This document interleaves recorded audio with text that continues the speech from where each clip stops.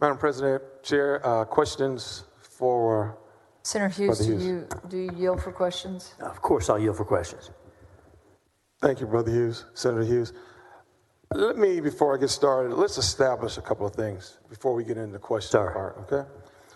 Last year, FBI Director Christopher Wray said we had not seen any kind of coordinated national voter fraud efforts in major elections, whether it's by mail or otherwise.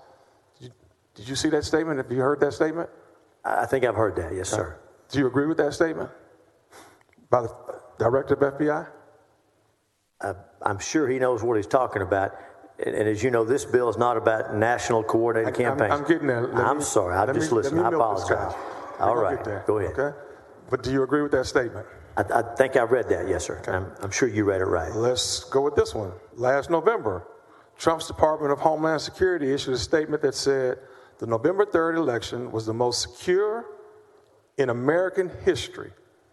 There is no evidence that any voting system deleted or lost votes, changed votes, or in any way was compromised. Are you familiar with that? I do remember reading that, yes, sir. You agree with that statement? I believe that's what he said, and he probably has more information than I do, but I remember he said that. Let me bring it closer to home. All right. Ruth, namesake Hughes, our outgoing Secretary of the State, said that despite the challenges presented by COVID-19, the November 2020 election was a resounding success and turned out among registered voters was the highest in 28 years as Texas exercises their right to vote. Did you hear that statement? Yes, sir. I do remember that. I remember that. Turnout. Do you agree with that statement? High turnout is good. I do remember that. You agree with that statement? The high turnout is very good. I do remember that. So basically, from the federal courts, from the federal Washington, D.C., FBI Director, Homeland Security, and even our state secretary, no evidence of any type of voter fraud was found. We're on the same page with that? As I recall, they were talking about voting systems and hacking electronic systems like that. But yes, sir, those were the 2020 elections in Texas went a lot better than most places. And secure. Yes, sir. Solid and secure. We can establish that. Solid and secure. As far as fraud of any type. Now, well, are you asking if there was any fraud at all, or if they were they went well? If you could tell me what fraud existed in November 2020. Well, Senator, you know, November 2020 is not the only election that we have records of. There was 2018, and there was elections before that, and many of the provisions here come out of the 2018 election cycle. Well, brother, I'm glad you said that. Okay, because in July of 2020, everything that you're trying to undo here with SB 7 was agreed upon by Republicans as well as Democrats. And you didn't have any problems with it in July of 2020, but for some reason in November of 2020, all things changed. Well, Senator, you remember Senate Bill 9 in the 2019 session that you and I debated. Senate Bill 9 dealt with many of these measures, and of course that was well before the 2020 election cycle. It is based on testimony that the Senate committee heard and that the Select Committee on Voter Integrity heard. And so the provisions of this bill, you know, this is not about Georgia or Pennsylvania, or this is about Texas elections. I agree with you 100%. Okay? But again, in July of 2020, everybody agreed to what took place in July of 2020 as far as drive-through voting was just fine. Drive-up voting was just fine. But in November of 2020, things changed. Can we establish that? I wasn't aware of drive-through voting until November, but I believe you. But I didn't know what happened until November. There was drive-through voting in July of 2020. I believe you. I wasn't aware of that, but I believe you. I'll take your word for it. In July of 2020, in November of 2020, nobody cared for drive-through voting. So believe me when I tell you that. Well, I believe you. November is when I heard about it, but I trust you. So let me tell you a little bit why this is really, really personal for me. SB 7 bans drive-through voting, which we know was a huge success in Harris County. And there's no doubt in my mind, as my colleague Carol has already stated, SB 7 was about the success that Harris County had. There's no doubt. You don't have to, I'm not going to even ask you to confirm that because I know that. It's knowledge. I mean, it's written all over the place, and the facts will speak for themselves. Even my brother, Senator Betancourt, knows it, that the SB 7 was designed for Harris County. Harris County, more than half of the voters who used drive-through voting were black and Latino. You've heard that before. There was a testimony before the committee as some political group made those estimates, and I don't know where they came from, but I've heard that. Yes, sir. I don't think there was any official record made, but I heard there were the estimates. There were numbers officially made, and I can assure you of that. And I would hope that Senator Betancourt would assure you of that too. The majority of the drive-through voting was black and Latina in Harris County. Does it concern you that the ban on drive-through voting was disproportionately affected minorities? Will disproportionately affect minorities? Well, Senator, the provisions apply equally to everyone across the state. They're not limited to a particular group or particular area. Well, the facts are that drive-through voting was a major hit, and more than 50% of people in Harris County that used it looked like me or was brown. Okay? That's the facts. Well, Senator, the testimony before the committee was there were estimates by a political group. There was no official record of that. Let me just, once again, that was the facts, brother. 13% of those voters in Senate District 13 used drive-through voting last November. I represent Senate District 13. Oh, yes, sir. And well.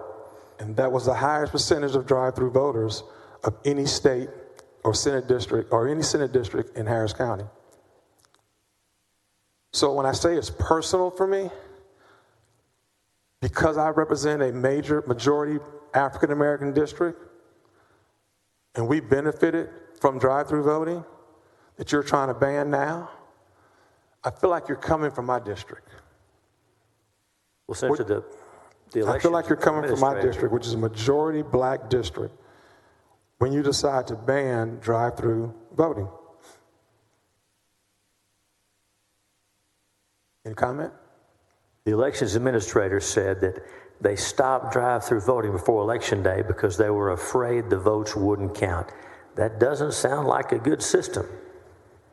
We banned drive-through voting. We, Harris County, decided to ban drive-through voting right before Election Day, as I told you when we debated this once before, because the election code says on Election Day, you have to be within brick and mortar.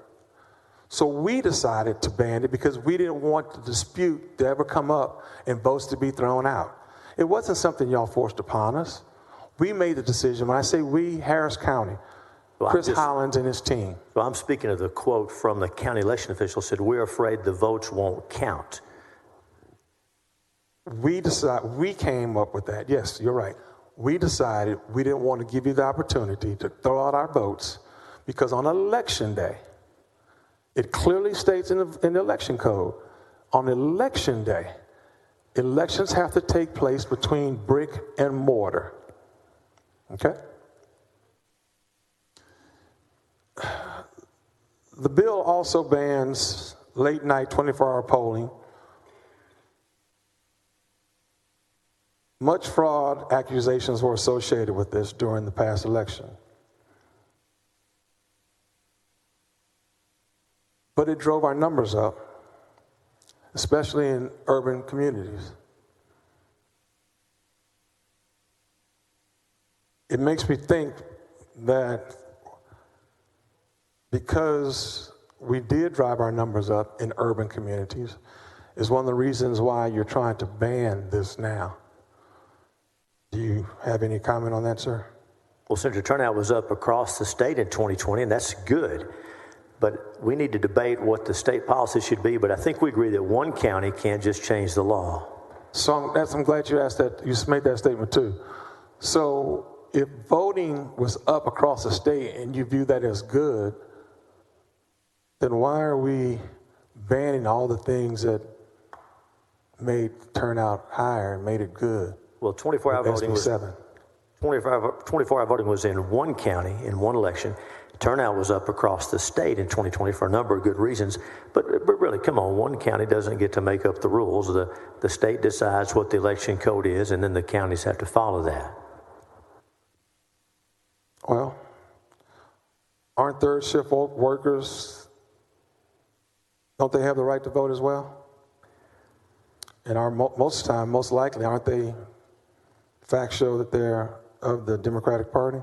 It's interesting. Historically, I know a lot of folks think of Democrats as being working folks and Republicans being upper income folks. As you've probably seen the numbers, Senator, as you have seen the numbers. I have to say we are, but go ahead. As you have seen the numbers, look at the last couple of presidential elections, and folks with higher education and income levels tended to vote more Democratic, and working folks and blue-collar folks tended to vote Republican.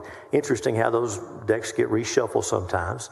And of course, you and I represent a lot of folks from across the spectrum of economics, but those old stereotypes don't always apply. I'm going to respectfully disagree with your findings there. I know in my district, which is majority minority, that we're mostly laborers and third shift workers. I can't speak for what goes on in the rural areas of Texas because I'm not from the rural areas of Texas, but I can speak for an urban city like Houston and Senate District 13. Respectfully? Oh, yes, sir, of course. Let me go to the bill and ask a few questions, and then I'll close out. I asked Senator Betancourt the question earlier. Article 1, line 22, if the Secretary of State determines that a county has a number of registered voters equal to or greater than the number of people eligible to register to vote in the county, the Secretary of the State shall notify the appropriate register in writing. Can you please explain to me the origin of this in Article 1, of this formula?